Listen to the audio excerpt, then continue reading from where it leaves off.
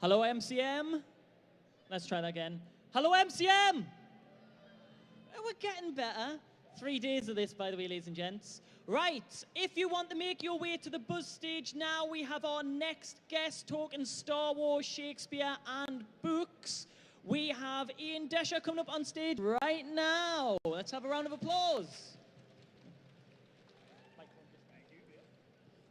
Good, I wanted to say morning there, but good afternoon. Thank you. How are we doing? Now, I actually prepared something specially for you here. I'm ready. And I thought I'd attempt something. I welcome thee to the bubbling gossip of the air stage, which is translation to welcome to the buzz stage. That was really well done. Yeah. I tried. Mm-hmm. Tried. Looks like my A-levels in English finally paid off. But so, if you're unaware, this gentleman here has wrote some amazing books where he's converted Star Wars into Shakespeare. How did that all come about? What was the idea behind Star Wars into Shakespeare? You know, when I had the idea, I thought to myself, Star Wars, a couple hours long, like a Shakespeare play. It's got a lot of the same themes. I love it. I also love Shakespeare, so it seemed like it might work, and it did. It really did work. Now, I was wondering, how do you actually convert it into Shakespeare? Do you have it sort of like qualifications where you studied like Shakespeare, anything like that? How long does it take you to kind of make it Shakespearean, as it were? So what happens is I'll take a few seconds of the movie and listen to the dialogue, remember what the next line is, and then think, okay, how might that go in iambic pentameter? And I'm the sort of nerd who's been writing iambic pentameter for years, and so you know, and thinking about, okay, what would Shakespeare maybe do here if a character's never going to think of something silently. You never see Luke staring off silently to the two sons of Tatooine. He's always going to give you a soliloquy in Shakespeare and tell you exactly how he's feeling. So his version of the Queen Mab speech where it goes on for like 5 pages. Exactly, yeah, that's right, that's right. So were there any sections of Star Wars that were really tough for you to kind of, would the right word be translate into Shakespearean? Was there any parts that you found really tough to do? I mean, I think the hardest part was actually getting my head around the prequels, not knowing the prequels as well as I know the original trilogy. You know, it sort of took some, just making sure that I even knew exactly what was going on in those plots, which are kind of like the plots of some of Shakespeare's history plays, where there are competing allegiances going on and people switching sides and things like that. And so getting that under my belt was probably the hardest thing. I totally agree. Now, am I right in thinking the fourth Doth Awaken has just been released at the start of this month, was it? That's right, yeah, just a few weeks ago. Yep. Now, how did, because you work with Star Wars and LucasArts to release these books, how did that all come about? Yeah, so I approached Quirk Books with the idea. Quirk is the ones who had published Pride and Prejudice and Zombies, and had done a few other very popular mashups. And so I approached them with the idea, and they had me write a sample, and I did, and they liked it. And so they took what I had done and sent it on to Lucasfilm to see about getting the licensing. And Lucasfilm actually encouraged me to take the concept even farther. Essentially, if they said, if you're going to do this, go all the way with it. So they you know, invited me to take it outside the bounds of the movie, and that's when I added things like R2-D2 speaking in English in his asides to the audiences and things like that. So, that's how it all came to be. Were you never tempted to get rid of Jar Jar altogether and just do us all a favor and just like kill him off straight away?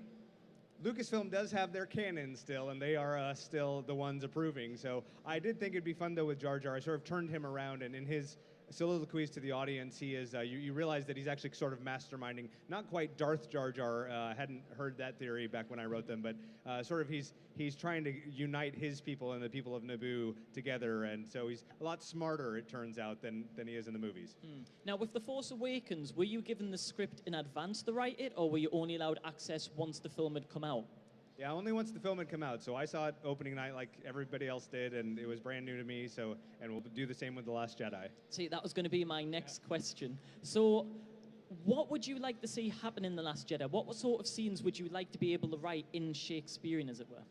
Well, I think if we do have a character who is converting either from light to dark, from dark to light, something like that, I think that's always an interesting thing to write. I think we'll see Kylo Ren become more villainous, and I always write like a good villain. So you know, I think those will be fun things to write. I think the whole training scene with Luke and Rey will be interesting to get into also. Now, with Star Wars, as we know, that's going to be finishing in a few years' time, and obviously there's going to be spin-offs. Are you not tempted to maybe write for the Han Solo in Shakespearean or anything like that? Are you being given those options to do? That's a Lucasfilm choice, and they've right now said, well, I'll just do the main episode, so not Rogue One, not the Solo movie. But who knows in the future, and we may branch off and move away from Star Wars and into something else also. See, with Star Wars being owned by Disney, would you ever be tempted to maybe attempt some of the Avengers, or maybe even try changing, I don't know, The Little Mermaid into Shakespearean? That could be quite fun. That could be a lot of fun, yeah. That could be more of a kid's introduction to Shakespeare. My first Shakespeare. That would work really well. You know, if you do that, can we go half into business with it, maybe? Yeah, absolutely, yeah. I can't write to save my life. I can't draw to save my life. But actually, no, you just keep it. It's probably better in the long run. But final thing I want to do is I saw recently on your Twitter, you were getting people to kind of send you famous movie quotes, and you were converting them into Shakespearean. How tough was that? You had people saying, "Game over, man, game over" from Aliens. How tough? How fast can you convert things into Shakespearean, as it were? Pretty quickly. The more I write iambic pentameter, the easier it becomes. And so, that was something where I was stuck in an airport and thought it'd be fun to just put it out on Twitter. Hey, anybody send me your favorite horror movie line, and I'll do it. And so I was doing that sort of in real time as people would send it to me. And, usually it takes me a minute or so to do the lines that people send me. Was there any ones that people suggested that made you think, ooh, actually, I'd love to write this as a full sort of story at all? Oh, sure. I mean, you can imagine a Shakespearean exorcist would be a lot of fun. All sorts of movies in the horror genre would be a lot of fun to do. Yeah. Have you ever been tempted to try any other sort of styles of Shakespearean, or is it kind of Shakespearean where your love is? I mean, I've sort of always joked about writing Herman Melville's Titanic, where it would be basically 400 pages of description of the Titanic and then 20 pages of the actual sinking of the ship. It's a bit of spoilers there for the end of the book, really. Yeah, sorry, I forgot about that. Yeah, don't listen to me. So, seeing we're talking about Star Wars as well, I was just wondering, what are you expecting from the film come December? Is there anything you really want to happen so you can write about it? Anything I really want to have happen. I think that we're going to see a greater development of Captain Phasma, which I think will be fun. I think it's a sort of is a largely untapped character. I think we're going to learn a lot more about Snoke. I think we're going to see Hayden Christensen show up as a ghost Anakin Skywalker. So yeah, we'll see. It'll be fun. I do like the idea of Anakin and writing his story and everything like that as well. I know you're a very busy guy, and sorry that it's took so long to get you to the stage, but I thought I'd attempt one more Shakespearean quote to say goodbye. Believe it or not, I actually did a lot of Shakespeare in school, so this actually made sense. I loved Romeo and Juliet, so this is my Shakespearean attempt, and feel free to correct me, but what I've put down is this. Pardon is such sweet sorrow that I shall bid thee farewell till morrow. Beautiful. Beautifully done. There you go. If you ever need us for a job or anything like that and write down stuff, I can do that. But no, thank you very much for joining us today. Great. I hope you have a great weekend. You're just at the signing booths just behind us there, is that right? Yeah, I'll be there and in the theaters and at the Cork booth also. Yep, and is there some copies of your book for people to go have a look at and possibly buy, or is the details how to buy them? Cork Books booth,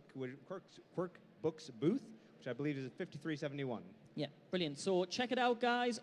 Thoroughly recommend buying the books as well. That brilliant read. But thank you very much for joining us today. All right, thank you so much. Thank you very much.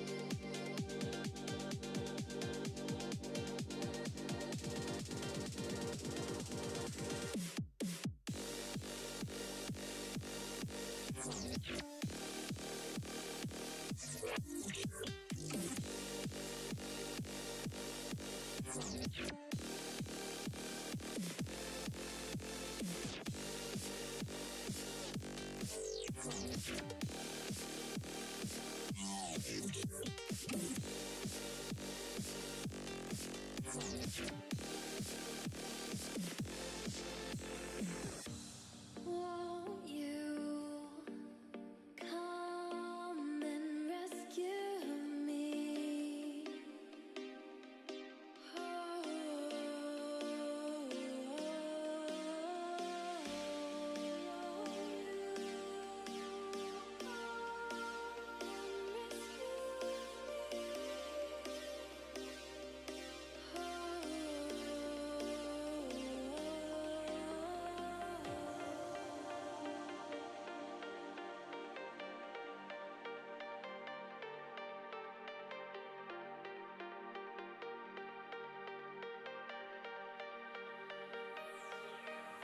My knees are feeling weak. Your body's close to me. I want you to come rescue me.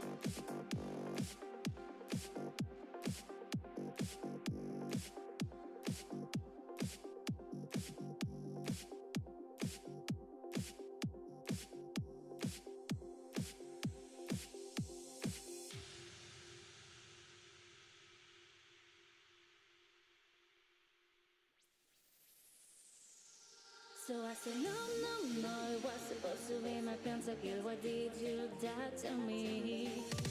I killed, I know, 1, 2, 3 for champions. I can't believe you're trolling. No, it was supposed to be my pentakill. Why did you die to me?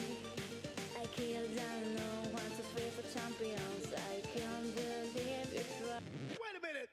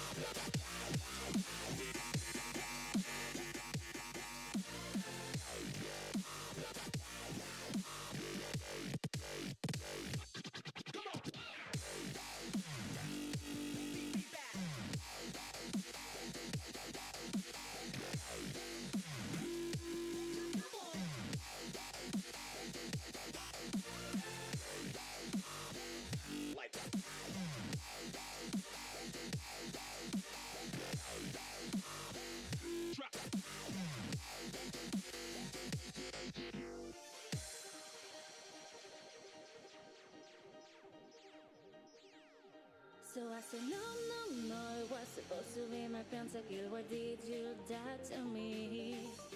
I killed, I know, 1, 2, 3 for champions. I can't believe you're trolling. No, it was supposed to be my pentakill. Why did you die to me?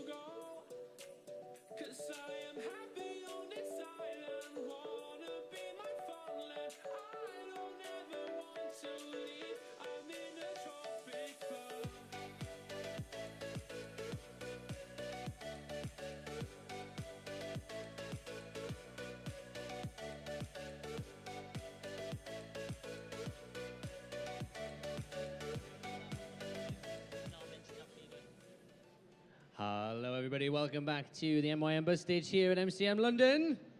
Hope you're well. No, try again. No, you do it then. Just don't shout. Oh, look, she's back. I know. She's only here for you. She knows you're doing the next guest. I know who the favourite is. Because it's all right. Star Wars. Is it? Oh. Yeah. Is it because it's Star Wars? Yeah. Okay. Still don't like you. Hello, London! Wow. Well, it got some heads turning. Let's try again. It got to look like this. I want to hear a big cheer in a second. Hello, London! Those are some We're getting snazzy there. suits over there.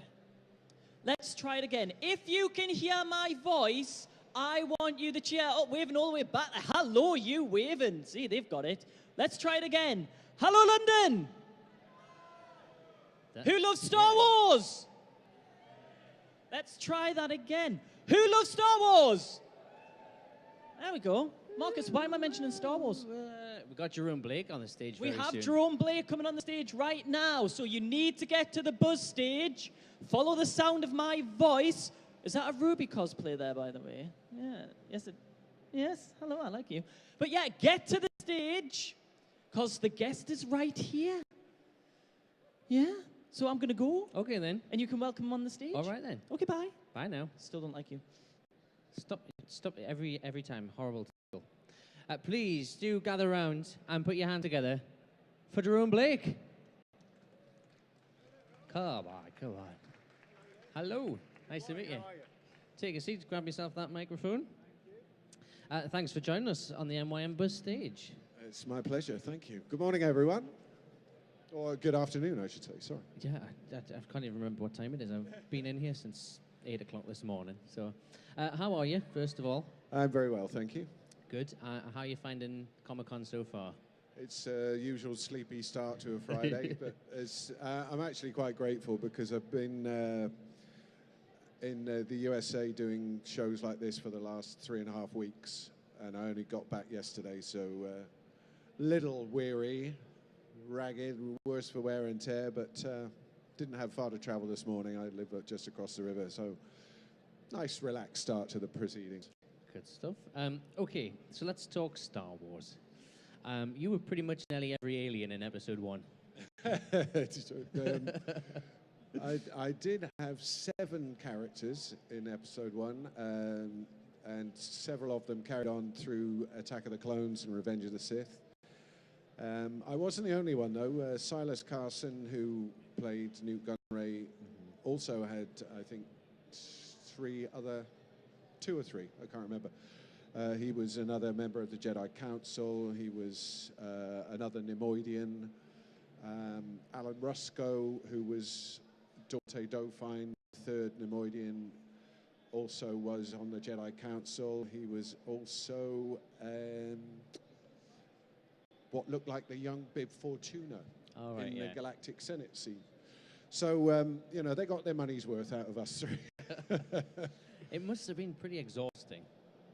It was. Because the costumes are elaborate and generally heavy and uncomfortable, you certainly earned your money. But it wasn't only us. For example, one of the characters I played, it took 3 people 5 hours of makeup, to get it ready, and then another 45 minutes to get the costume on. So I'm until they say go, I'm just the patsy, having people, mess around, put bits of rubber behind your ear and all sorts of strange behavior, and all before 8 o'clock in the morning. Did you ever get confused which character you were meant to be at that time? It must have happened at some point. No, because the costumes are so different, and they have a very different identity. I suppose. The only time that might have happened is when I remember one morning I was doing Rune Harko, and then after lunch I had to do Graxol Kelvin, the long-headed senator in Watto's box at the pod race. But as I said, you know, because they're profoundly different constructs and different looks and different feels, then it's kind of like, you know, one of your old mates is coming back. You know, as you put the stuff on, you start to go, ah, yes, here he is. How long does it sort of take you to get into the character of any of them? Not long at all, because the part of the deal with doing that kind of work is the physical aspect of the acting doesn't become more important than the voice, but you know it is definitely a significant part of the process. And as you're getting the gear on, I mean, you'll hear people say this about more conventional roles as well. You know, when they start to put the suit on or put the shoes on of a particular character, there's a sort of sense memory attached to it. So, you know, when you put those shoes on, you kind of feel like the character is taking you over to a certain extent. Do you have a favourite?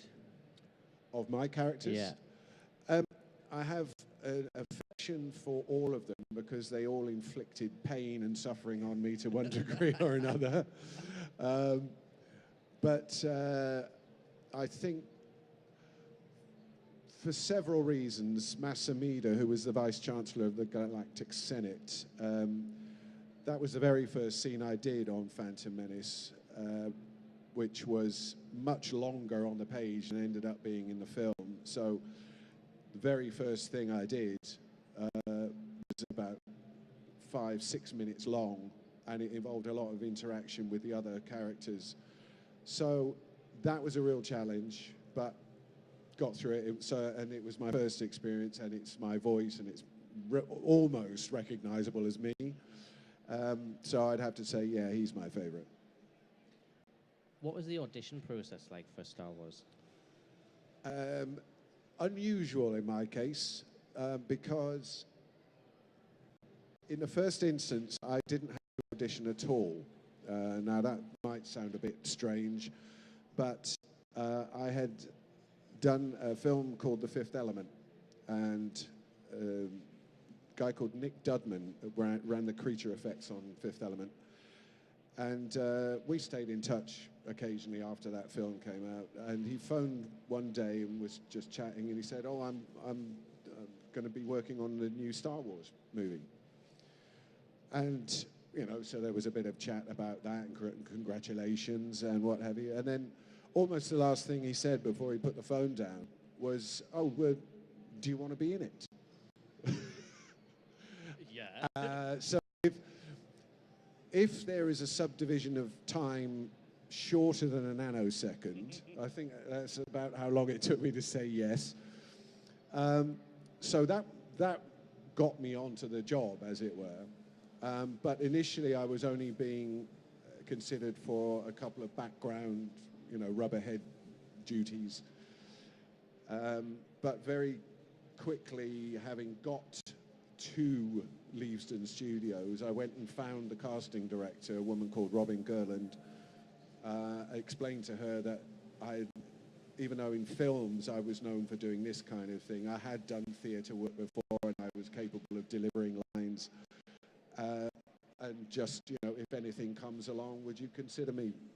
So she was happy to take my details, and I left her office. I walked back over to the creature department, and in the time it took me to do that, she had phoned across to Nick Dudman and said, "Send him back.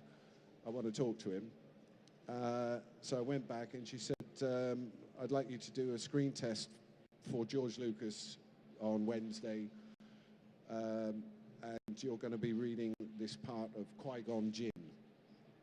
So I said, "Okay, great." Went back over to the creature department, which by this time was filling up with all kinds of strange heads and hands hanging off the wall and what have you. And so I said to Nick Dudman, "I've got this screen test, you know, on Wednesday. And he said, oh, fantastic. You know, he's very relaxed, calm, laconic sort of guy, you know. Oh, well, good for you, this, that, and the other. So that was that.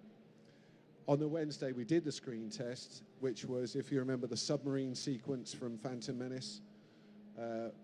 It was that entire sequence in a plywood mock-up of a submarine that crew guys were rocking backwards and forwards like this. So I was reading Qui-Gon Jinn.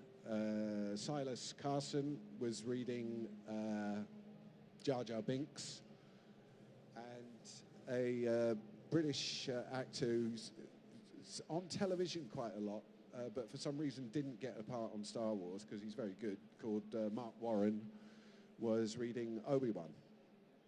And so here we are. I knew Mark socially. I'd never worked with him before. I'd never met Silas before.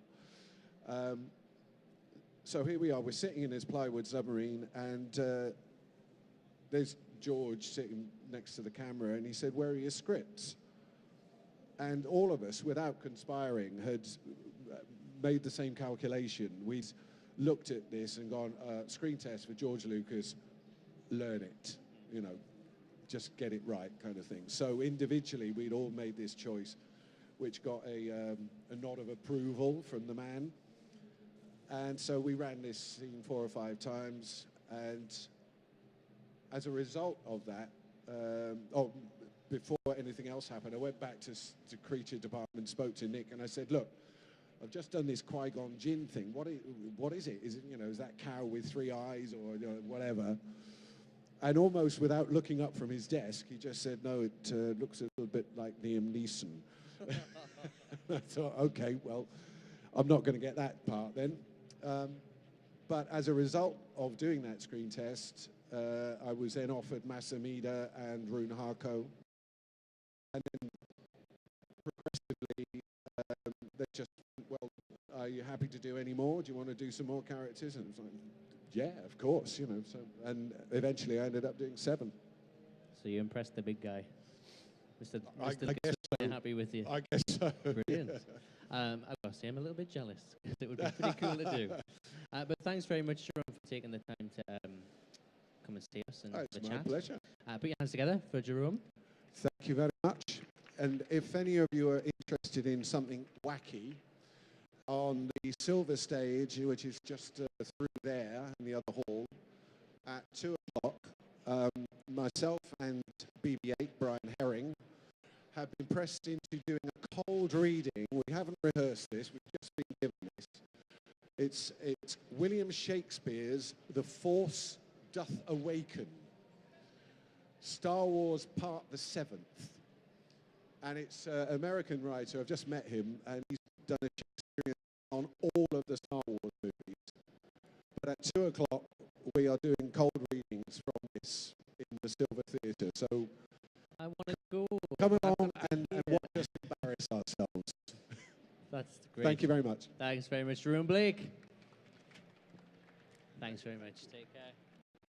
I wish I could be there for that. So cool.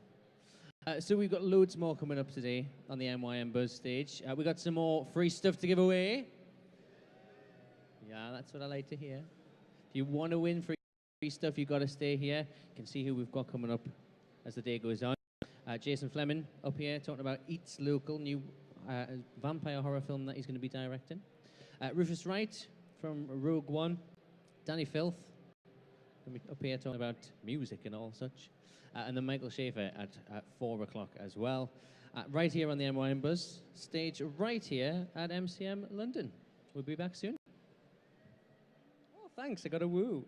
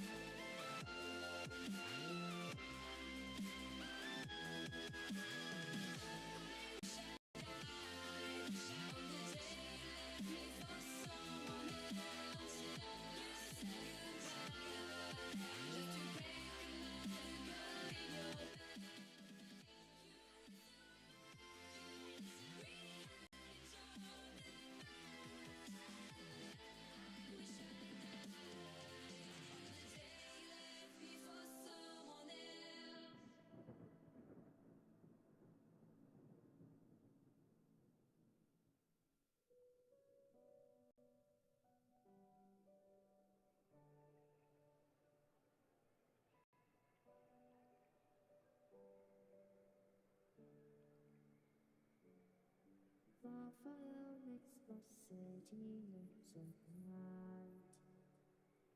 Close your eyes and just stay tight. We have to go.